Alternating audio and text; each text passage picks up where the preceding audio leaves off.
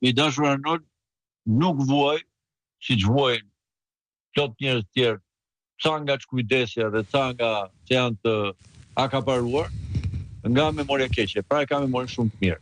Ne këtu kemi një ram që është në të njëjtën rrugë të një mafiozi që mbron mafioz. Do thoni pse thoni këtë gjë? E them këtë gjë sepse ju nuk keni harruar që një refuzimi në arrestimin e tjera Edi Rama ka konsumuar shumë vite më parë në rastin Tahiri, apo jo? Po.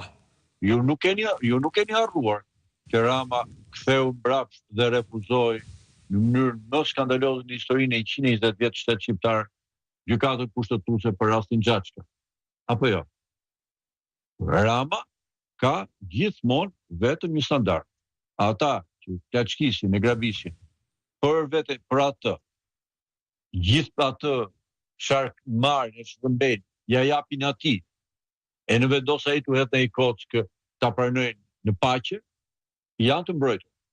Kushdo tjetër, për të cilin ai o ka dyshime, o dikush i ka dhënë informacion edhe brenda për brenda qeverisë së partisë kundërtër, ai e shet, e hedh, e persekuton. A mbani mund të thoshte për Arben Ahmeta që thoshte shifyr të mos jem unë gjykatës, se të kisha qenë unë gjykatës dhe kishe shumë keq? Ky, kur ka pasur të nevojë, kur s'ka dashur, a mbani mund dikur për shembull Koço Kokdhimën, a e largoi nga parlamenti? Po. Sepse ju duk sikur atëherë ju duk sikur Koço Kokdhima po kishte autoritet e tjera. Pra, me fjalë tjera, ky njeri nuk ka lidhje me ligj.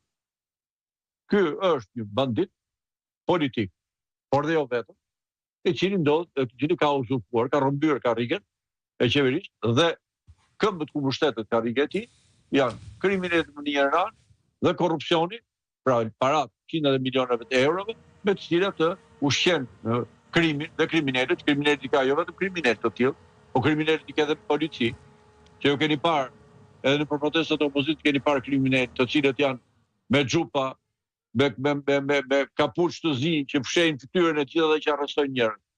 Të njëjtët kriminal, ju i mani mund që me kapuça, me maska, me fytyra të mbuluar, me maqina private rrëmbyen ish president e Republikës, zoti Ilir Meta, etj. Pra, sot kemi veprimi i fundit ishte thjesht dhe vetëm një provë e re.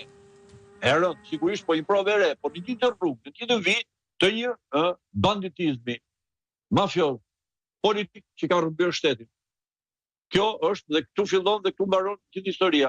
Dhe që nga ky votimi i fundit, absolutisht faktën e mira e këtij votimit fundit, në thonjë gjithmonë, e mira ishte që edhe ata ndërkombëtar që kanë ngrënë, janë ushqyer nga ajo çorba e fllëqur e këtija, edhe kanë thënë të gjithë turpet më të mëdha për ta mbrojtur,